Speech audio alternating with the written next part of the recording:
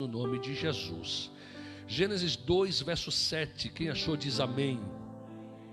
Formou o Senhor Deus o homem do pó da terra e soprou-lhe nas narinas o fôlego da vida, e o homem tornou-se alma vivente.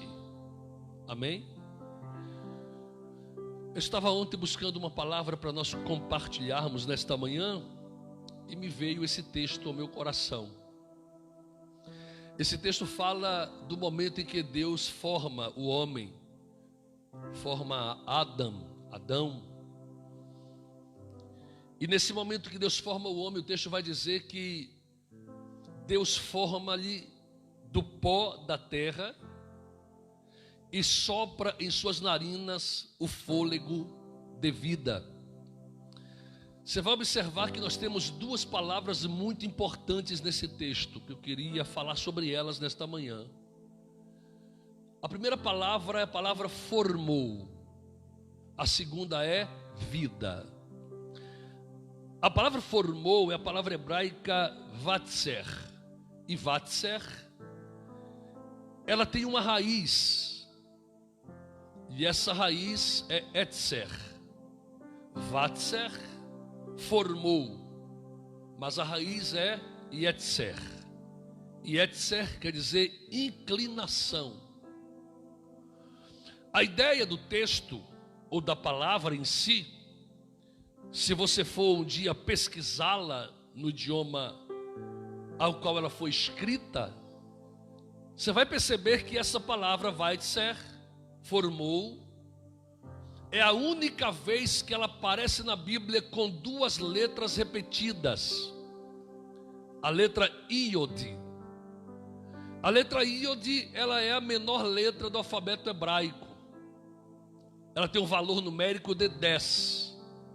A letra Iod, ela aparece duas vezes em Vaitzer. E é algo que está fora do padrão. Porque essa mesma palavra aparece em outros textos da Bíblia apenas com um iod só. Mas aqui aparece dois. Interessante também é que a palavra vida, que está aqui, soprou-lhe nas narinas o fôlego da vida. A palavra vida aqui é Raim. Raim é plural. Na verdade, se nós fôssemos traduzir ao pé da letra, seria soprou-lhe o fôlego das vidas, ou das vidas. A palavra Raim, ela também possui duas letras Iod. E todas as vezes que Raim aparece na Bíblia com dois Iods, ela faz menção a uma duplicidade de vida. Uma vida que é de cima e uma vida que é de baixo. Perceba que quando ele forma Adão do pó, o pó da terra é de baixo. Mas ao soprar o fôlego da vida, esse sopro é de cima. Então, esse texto não está aqui por acaso. Porque o Eterno, ele vai criar o homem, e nessa criação ele vai colocar dentro do homem duas naturezas, ou duas inclinações. Por isso Vaitzer possui dois iodes, e a sua raiz é Yetzer. A palavra Yetzer é que dá forma a duas inclinações. Quem me ouve diz amém. Eu sei que parece um pouco complexo, mas eu quero simplificar, para você entender o princípio que é o mais importante. A expressão Yetzer Hatov. Yetzer, inclinação. Hatov, para o bem. Boa inclinação. Mas uma outra inclinação, Yetzer Hará. Yetzer, inclinação. Hará, para o mal. Então, quando Deus cria o homem do pó da terra, no pó da terra vem sobre o homem a Yetzer Hará, a inclinação para o mal. Mas Deus, ele quer equilibrar a sua criação. E o que ele faz? Ele sopra nas suas narinas. E esse fôlego de vidas que ele sopra, traz para Adão, para o homem, para o ser humano, outra inclinação para o bem. Se o homem não tivesse as duas inclinações, não teria sentido a serpente tentá-lo. Se o homem não tivesse as duas inclinações, ele jamais cairia em transgressão. Porque a Yetzer Hatov, a inclinação para o bem, e a Yetzer Hará, a inclinação para o mal, é que forma o livre arbítrio. O poder que Deus nos deu de escolher, de fazer escolhas. E geralmente as nossas escolhas envolvem coisas boas ou coisas más. E a primeira vez que essas escolhas são explicitadas no texto bíblico é na tentação que a serpente vai lançar sobre o homem. Na tentação, a serpente, ela coloca uma palavra em xeque, a palavra de Deus. E a Bíblia diz que Eva, ela vai ceder a esta inclinação, vai oferecer o fruto a Adão, seu esposo, e o pecado é consumado. Agora, o interessante é que quando Deus sopra nas narinas do homem e coloca o fôlego das vidas, e essas vidas aqui são interessantes, por quê?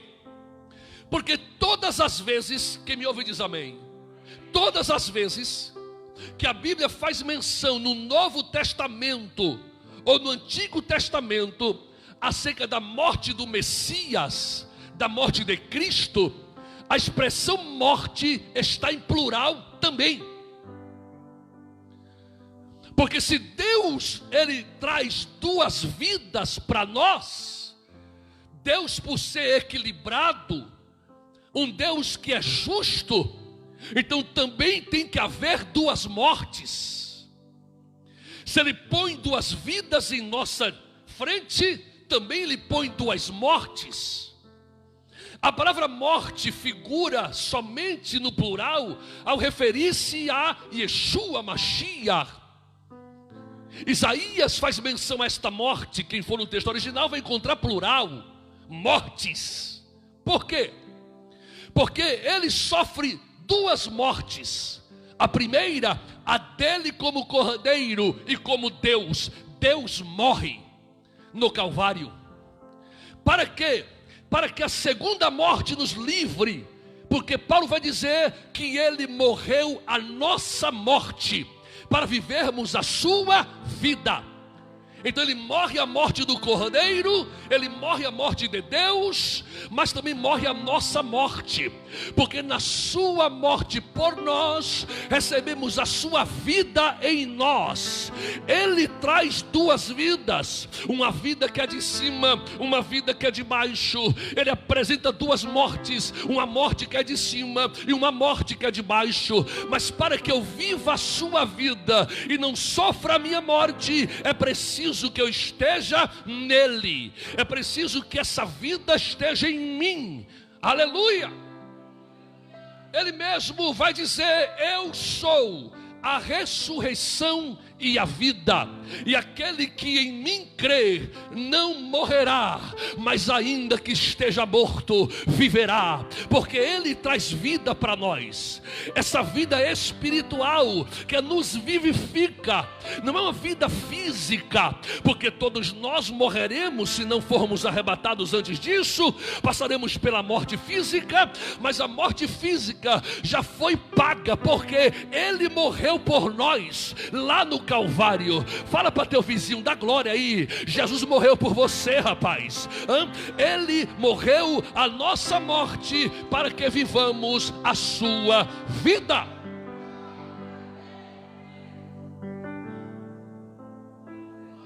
Vai Yetzer e formou Raim, vidas. Escute, eu vou caminhar para o final. Nós temos duas vidas. Uma que é mantida pela terra e a outra que é mantida pelo céu. O problema de muitos de nós é que nós pensamos que a nossa vida terrena, ela está à frente da vida espiritual. Isso é um grande problema. Por quê? Porque nós não somos um corpo que possuímos uma alma e um espírito. Nós somos um espírito que possuímos uma alma e que habitamos em um corpo. Então o princípio ele é colocado em pauta de ordem. Nós somos espirituais, dotados de emoções, que habitamos em um corpo físico. E esse corpo físico que do pó veio, ao pó voltará. Mas o espírito não vai para o pó. O espírito vai para aquele que o deu, aquele que soprou nas narinas do homem. Então a ideia é que se eu tenho duas vidas, eu preciso nutri-las. Claro que sim.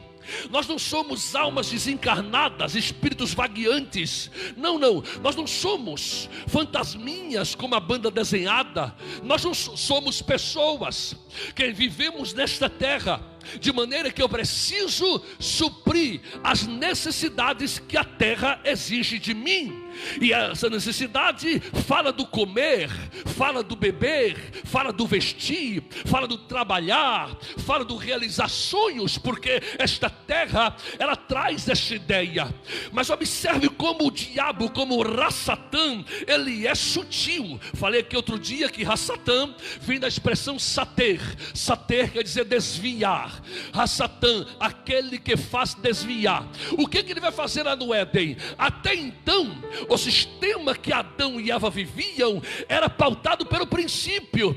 Todos os dias Deus vinha na viração do dia, relacionava-se com Adão, e depois que Deus relacionava-se com Adão, Adão comia dos frutos das árvores e trabalhava na terra do Éden. Aleluia. Não pense que Adão ficava no Éden com a folhinha cobrindo o seu órgão genital, tocando harpa na beira de uma árvore, comendo maçã todo dia. Não, Adão trabalhava. Deus colocou na terra para lavrar a terra, para cuidar do Éden. Adão trabalhava. Só que antes de Adão trabalhar, ele se encontrava com Deus. Antes de Adão fazer aquilo que era preciso para a terra, ele se enchia daquilo que vinha do céu. É um princípio espiritual. Primeiro Adão, ele se supre do que vem de Deus, e depois usa o que Deus lhe deu para trabalhar na terra e suprir a sua vida material. É firmado neste princípio que Yeshua vai dizer no texto que eu li na leitura bíblica inicial, em Mateus 6, do 19 ao 34, quando ele vai nos chamar a atenção para este princípio. Ele vai dizer: ei, você não deve guardar, acumular, priorizar tesouros nesta terra.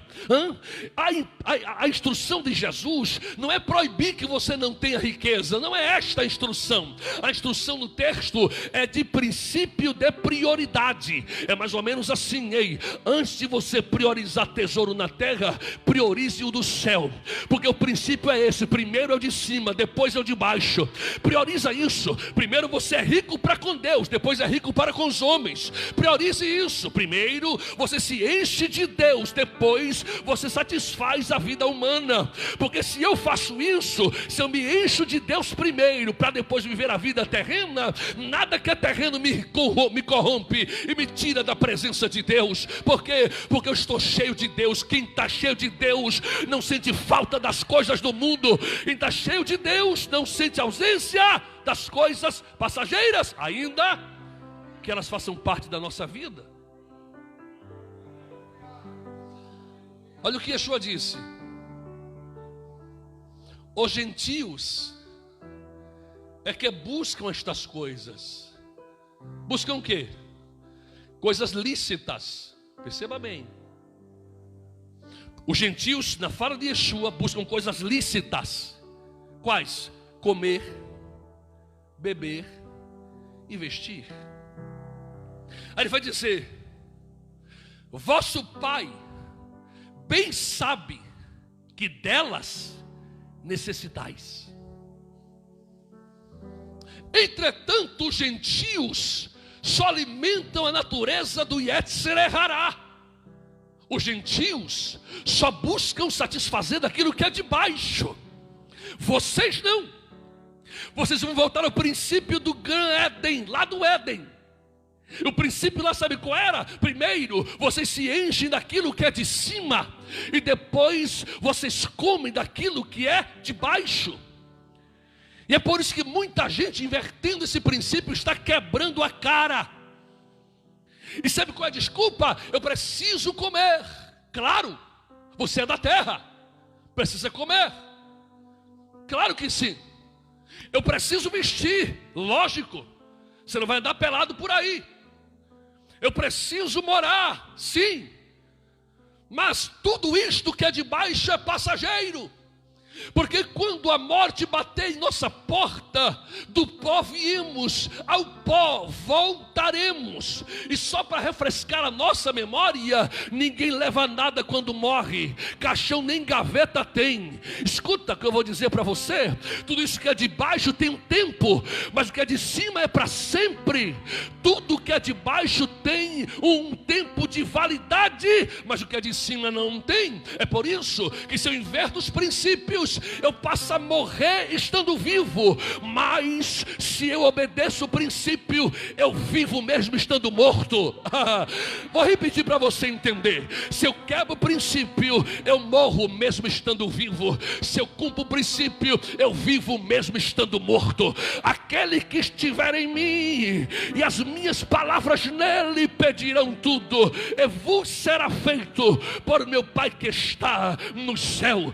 Paulo vai dizer: vós gentios estáveis mortos em vossos pecados e delitos, mas em Jesus ele vos deu vida. Vocês estavam vivos para o mundo, mas mortos para Deus. Mas agora vocês morreram para o mundo e vivem para Deus. Só quem está vivo para Deus aqui, só quem está vivo para Deus, levante a mão e dê um glória nesta manhã.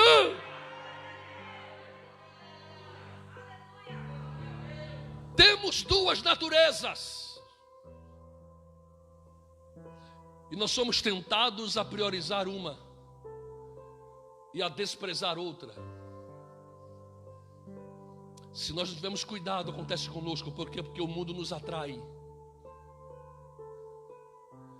O que atraiu Eva? Se você comer, seus olhos serão abertos, vocês serão iguais a Deus, conhecedores do bem e do mal. Há uma paráfrase desse texto, dessa fala da serpente, no judaísmo, que eles vão dizer assim: o que a serpente quis dizer? De fato, mais ou menos assim: se vocês priorizarem aquilo que é de baixo, vocês terão poder, seus olhos se abrirão, sereis igual a Deus, e observarão o potencial que vocês têm para criar. E se vocês priorizam aquilo que é de baixo e tornam-se criadores da vida, não precisam de nenhum Deus para vos guiar. Vocês serão os seus próprios deuses, serão o seu próprio Elohim, o seu próprio Deus. Essa é a proposta de Satanás. O mundo nos tenta. João vai dizer: aquele que ama o mundo, o amor do Pai não está nele. E mundo ali em João não é o planeta, é sistema. Ali é aion, do grego, sistema implantado. Aquele que ama o sistema deste mundo, o amor do Pai não está nele. Porque o que há nesse sistema é a concupiscência dos olhos, aquilo que eu vejo, é a concupiscência da carne, aquilo que eu sinto, e a concupiscência, a soberba da vida, aquilo que me satisfaz. E isto é do mundo, não é de Deus. Não vem de cima, vem de baixo. Então tem muita gente morrendo espiritualmente porque inverteu os princípios, inverteu a ordem das coisas. E aqui eu chamo a atenção da igreja, porque eu pastoreio essa igreja. Nós temos orado aqui muitas vezes, inclusive depois do culto eu quero falar com todo o corpo de obreiros, tá bom? Amém? Não vai embora sem falar comigo, todo o corpo de obreiros nesta manhã. Então nós temos que priorizar as coisas certas de Deus. Nós não somos daqui, somos de cima, somos espirituais. Diga amém. Eu sei que está difícil, mas vamos continuar. Aleluia.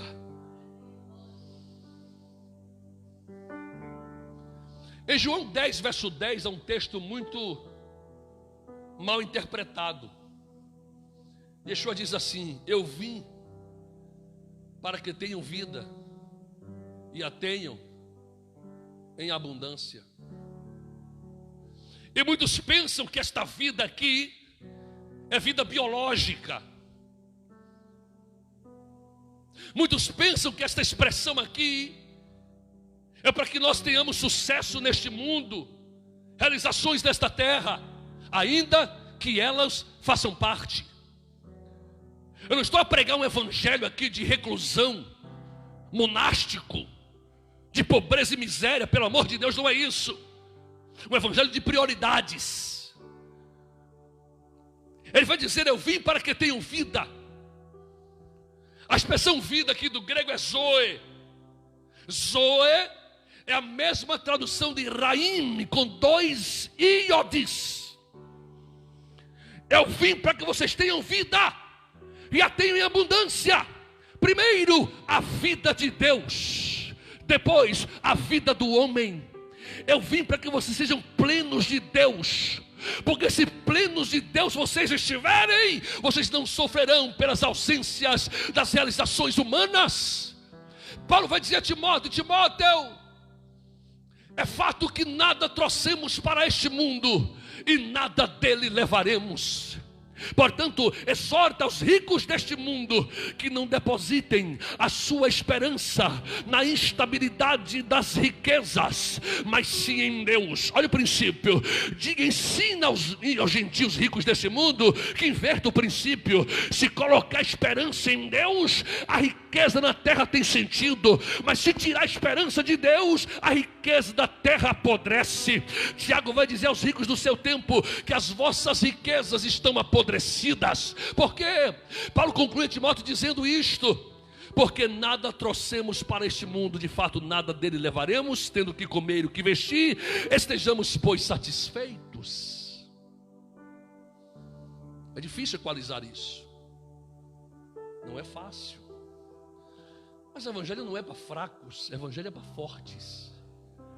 Porque fracos não suportam, fracos vão embora, fracos voltam para trás, os fortes continuam. Por quê? Porque a nossa força não vem de nós. Ninguém aqui é forte em si mesmo. Não. E Neemias vai dizer: a alegria do Senhor, a nossa força é. A nossa força vem de Deus. Paulo vai dizer: quando eu estou fraco, aí estou forte. Porque o poder de Deus aperfeiçoa-se na minha fraqueza. Nós não somos fortes porque nós somos super-heróis. Não, somos fortes porque depositamos em Deus a nossa fraqueza. Depositamos em Deus a nossa dependência. É isso que a igreja precisa fazer. Deixa eu caminhar para o final. Quero me ceder um tempo nesta manhã. Como fazer para priorizar a nossa vida espiritual? O que eu devo fazer para poder nutrir a minha primeira vida? Raí. Raí é singular, vida. Mas em Jesus eu tenho raim. Eu tenho vidas. Lembra de Jerusalém? Yerushalayim termina com M, são duas, a de cima e a de baixo. Lembra?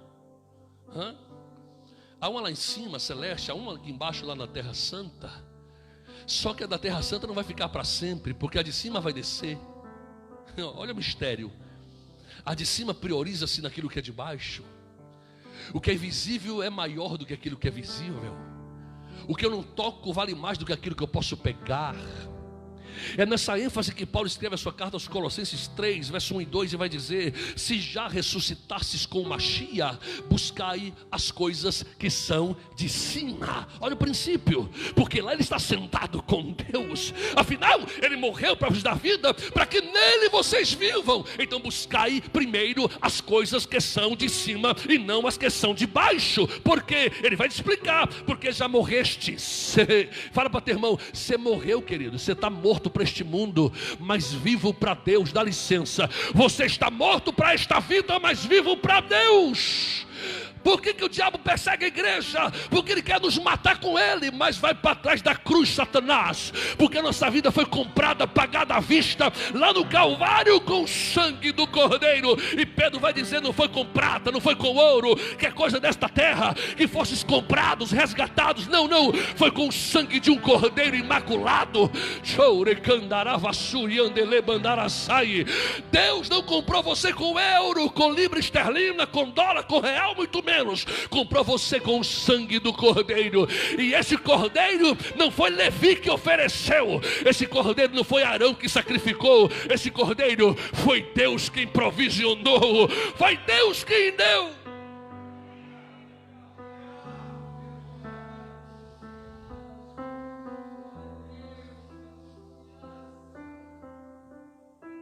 Acho que vou fazer uma série de mensagens com esse tema, né? Alinhou aí? Não vai dar tempo de falar tudo não, vamos falar só um tópico. Como fazer para poder nutrir a minha vida espiritual muito mais do que a vida terrena? Como fazer para me fortalecer no espírito e enfraquecer a carne? Como fazer? Eu queria que você... Está com a sua Bíblia aí? Muito bem. Olha o capítulo 3, verso 7. Não, perdão. Capítulo de número... Eu li o 2, né? Li o 2, 7. Mas... não vou ler o 3, 7 agora não. Vou falar em outra oportunidade. Vou ler o 15, verso 15 do capítulo 2. Vou encerrar nesse tópico. Como eu devo fazer para fortalecer a minha vida espiritual e enfraquecer a vida carnal, a vida terrena? Primeiro, estabeleça prioridades espirituais. Leia o texto comigo. O Senhor Deus tomou o homem e o pôs no jardim do Éden para o lavrar. E Quem colocou Adão para lavrar a terra? Quem? Algumas irmãs pensam que foi Eva. Adão, vá cuidar da terra. Sim senhora, sim senhora. Não, foi Deus. Foi Deus, viu? Irmã, o Eterno que mandou Adão trabalhar, viu? Ó, o que Deus faz? Adão, vai lavrar a terra, vai cuidar da terra, vai cultivar a terra. Isso é trabalho. Ele é de cima, mas também é de baixo. Ele precisa cuidar daquilo que é de baixo de uma direção de Deus. Por quê? Porque o mistério aqui na palavra lavrar. Quer tomar nota aí? Anota se você quiser. Há um mistério na expressão lavrar. A expressão lavrar, ela vem do hebraico leavedar. Leavedar, trabalhar. Só que a expressão leavedar, ela tem uma raiz. E a raiz é avedar. E aveda quer dizer adorar. É mais ou menos assim. Adão, vá lavrar a terra, vá trabalhar. Mas no seu trabalho, Adão, me adore. Adão, se o seu trabalho rouba a minha adoração, saia dele. Adão, se o teu trabalho rouba a minha presença, caia fora. Porque se você mergulhar num trabalho sem adoração, Adão, ele vai dominar seu Yetzer Hará. E sabe o que é Yetzer Hará? Inclinação mal. Ela tem algumas características. Primeiro, o egoísmo. Eu só faço aquilo que eu quero, o que me satisfaz. Egoísmo faz parte da inclinação do mal. Sabe o que é que o Yetzer Hará também compõe? Autorrealizações que excluem Deus delas. Aí Paulo vai dizer: quer comais, quer bebais, quer façais qualquer outra coisa, fazei tudo para a glória de Deus. O problema é que muitos de nós deixamos que o trabalho roube a adoração. estava sem trabalho, não faltava um culto, arrumou emprego, não veio mais para a igreja, não tem mais tempo. Por quê? Porque quebrou o princípio. Adão, vá trabalhar, vá lavrar, mas em adoração. Por quê? Porque a terra quem te deu foi eu. Sem terra você não comia, viu, Adão? As árvores quem plantou foi eu. Se não plantasse você não comia, viu, Adão? Então entenda que tudo vem das minhas mãos, Adão. É tudo que vem das minhas mãos, Adão. Você tem vida? Adore porque você tem vida. Comeu hoje pela manhã? Adore porque o pequeno almoço estava em sua mesa. Não foi a sua esperteza, o seu labor, o seu trabalho ou o suor do seu rosto. Porque ontem você poderia amanhecer sem vida. Melhor nem amanhecer, que ninguém amanhece morto. Você poderia nem amanhecer ontem, mas a mão de Deus livrou você.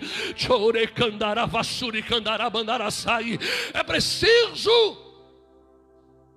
priorizarmos as coisas espirituais. Leavedar não está ali por acaso. Leavedar é trabalhe, lavre, mas adorando. Tudo que rouba sua adoração, o diabo está no meio. Tudo que rouba sua presença em Deus, a Satã está com o dedinho lá. Já dizia acho que foi Paul Walsh. Ele disse: todas as vezes que alguém decide se afastar da presença de Deus, o diabo já tem um barco preparado para o seu embarque. Decida. Daniel 1:8 decidiu firmemente não se contaminar com as iguarias do rei, nem com o vinho que ele bebia. Aqui eu abro um parêntese. Daniel não fez jejum de carne. Daniel decidiu não comer as carnes de Babilônia porque eram carnes imundas e consagradas a deuses. Daniel decide comer legumes e verduras. Isso não é jejum. Vou fazer um jejum, pastor, de Daniel. Como é o jejum de Daniel? Só legume e verdura. Chega na casa do indivíduo, tem um prato com batata, cenoura, couve, do tamanho de uma montanha. Para ver, ele tem que olhar por cima. Estou de jejum, pastor, de Daniel. A vontade de dar um soco. Talvez se desperta. Propósito é uma coisa, jejum é outra coisa. Daniel decidiu. Foi fácil? Não. Para onde ele foi? Cova dos leões. Só que todas as vezes que você prioriza o que é de cima em detrimento do que é de baixo, o de cima desce para se manifestar aqui embaixo. Ah, você não entendeu não, mas você está desligado aí. Oh, o sangue de Jesus tem poder. Ei, todas as vezes que você prioriza o que é de cima em detrimento do que é de baixo, o que é de cima desce para satisfazer você aqui embaixo. Coma, faz com que os pães transformem-se em pedra. Está escrito: nem só de pão viverá o homem, Satanás, mas de toda palavra que sai da boca de Deus. Acabou o jejum, os anjos desceram e o serviram.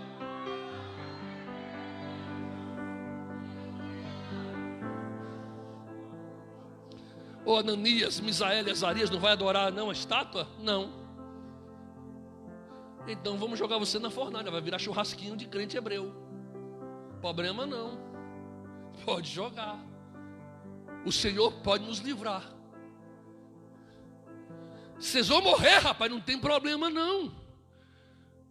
Porque se eu guardo os princípios espirituais, eu posso morrer aqui. Mas Daniel falou outro dia para nós lá no quarto de oração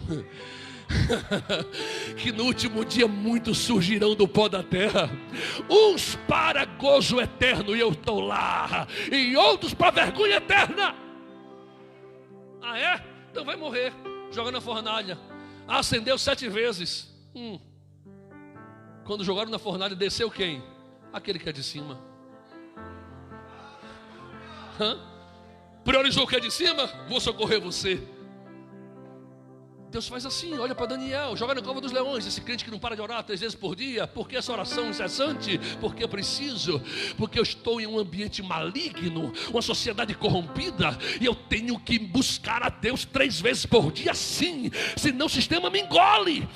Vou orar sim, joga na cova dos leões, pode jogar. Jogou Daniel, os leões fizeram dieta de carne humana naquele dia, e começaram a cochilar, e Daniel, quem sabe, deitou sua cabeça no corpo de um leão, porque os leões estavam debaixo da ação de um anjo. O anjo desceu e fechou a boca aos leões. Por quê? Porque Daniel priorizou o que é de cima e não se rendeu o que era de baixo. Fica de pé, vou encerrar agora. Outra vez eu continuo com esse tema.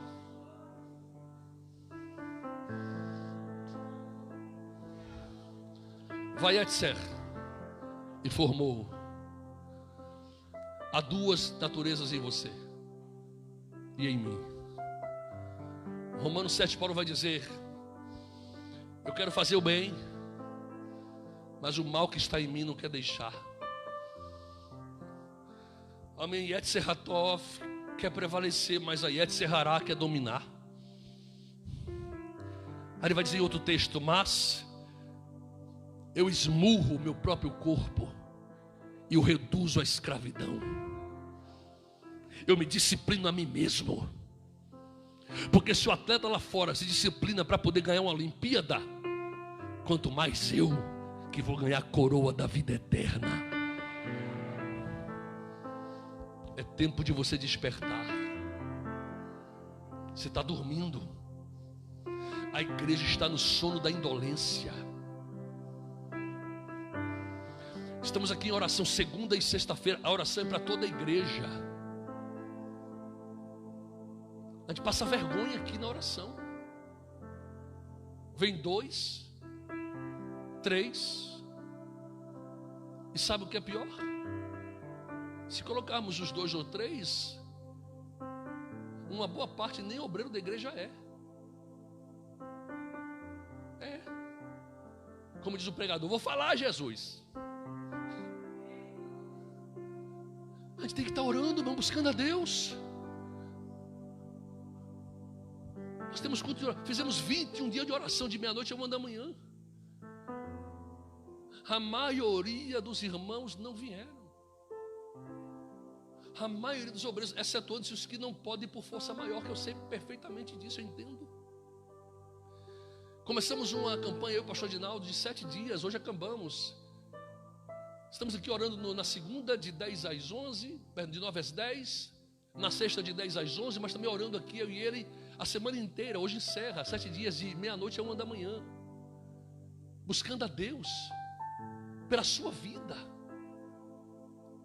Mas eu lembro de Jesus no Getsemane, olha para Pedro, Tiago e João e diz assim: vocês não podem orar comigo nem por 1 hora. O tentador se aproxima, as trevas dominam esse lugar e vocês estão dormindo. Ele os critica. E Pedro, que não vigiou na oração, negou 3 vezes. Se estivesse na oração com Jesus, não tinha negado.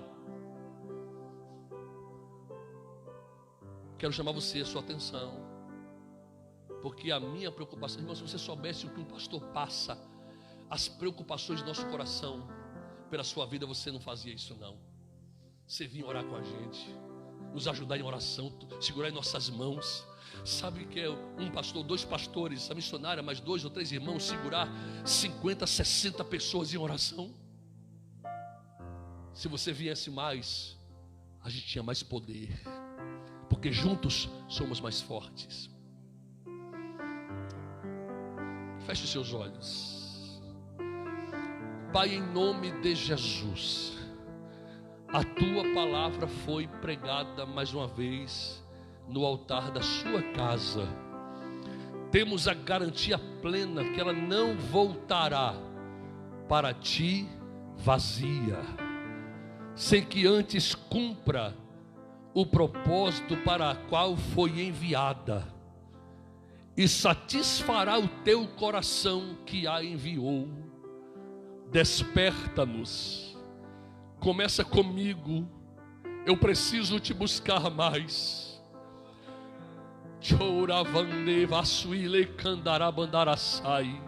Eu preciso me entregar mais.